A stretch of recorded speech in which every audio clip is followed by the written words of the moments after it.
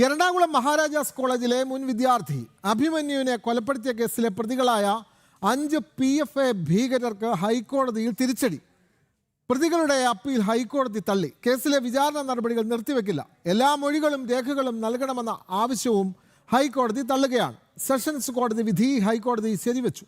വിവരങ്ങളുമായി രേഷ്മ ബാബു ചേർന്നു. രേഷ്മ, എറണാകുളം മഹാരാജാസ് കോളേജിലെ വിദ്യാർത്ഥിയായിരുന്ന അഭിമന്യുവിനെ കൊലപ്പെടുത്തിയ കേസിലെ PFA പ്രതികളുടെ അപ്പീൽ കോടതി തള്ളുകയാണ്. കേസ് നടപടിയുമായി വളരെ മുന്നോട്ട് പോകുന്നു. കൂടുതൽ വിവരങ്ങൾ രേഷ്മ ബാബു.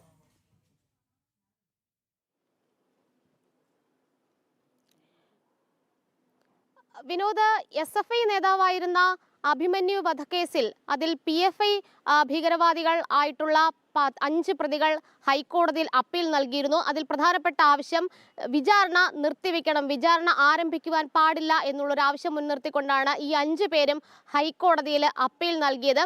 അതായത് 24-ാം തീയതി കീഴ്ക്കോടതി സെഷൻസ് കോടതി എന്നാണ് വിചാരണ നടത്തുവാൻ സാധിക്കുക, ഇത് സംബന്ധിച്ച് തീരുമാനം എടുക്കാനായിട്ടിരിക്കുകയാണ്.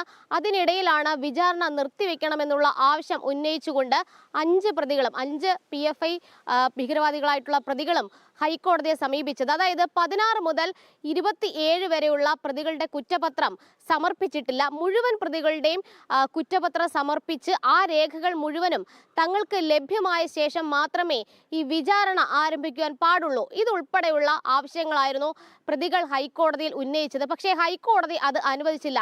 പ്രധാന പ്രതിയായിട്ടുള്ള മുഹമ്മദ് ഉൾപ്പെടെയുള്ളവരാണ് ഹൈക്കോടതിയിൽ അപ്പീൽ നൽകിയത്. ഹൈക്കോടതി പറഞ്ഞത് ആദ്യഘട്ട കുറ്റപത്രത്തിലെ പ്രതികളുടെ വിചാരണ ആരംഭിക്കുന്നതിന് യാതൊരുവിധ തടസ്സവുമില്ല, അതുമായിട്ട് സെഷൻസ് കോടതിക്ക് മുന്നോട്ട് പോകാം എന്നുള്ള നിലപാടാണ് ഹൈക്കോടതി ഇക്കാര്യത്തിൽ സ്വീകരിച്ചത്. അതിന്റെ അടിസ്ഥാനത്തിൽ ഈ 5 പ്രതികളുടെയും ഈ അപ്പീലുകൾ ഹൈക്കോടതി തള്ളുകയായിരുന്നു.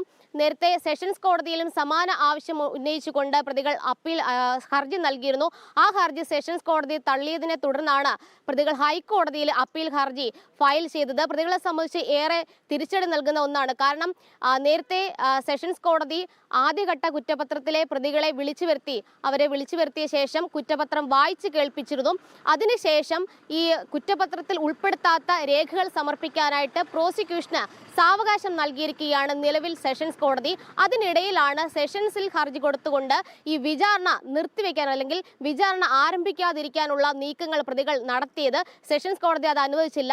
അതിനിടയിൽ ഹൈക്കോടതിയിൽ അപ്പീൽ നൽകി. ഇപ്പോൾ സെഷൻസ് കോടതിയുടെ വിധി തന്നെ ഹൈക്കോടതി ശരിവെച്ചിരിക്കുകയാണ്. വിനോദ്, വ്യക്തമാണ്. അഭിമന്യു വധക്കേസിലാണ് പ്രതികളായ 5 PFI ഭീകരർക്ക് ഹൈക്കോടതിയിൽ തിരിച്ചടി നേരിടുന്നത്. പ്രതികളുടെ അപ്പീൽ ഹൈക്കോടതി തള്ളുകയാണ്. കേസിലെ വിചാരണ നടപടികൾ നിർത്തിവെക്കില്ല.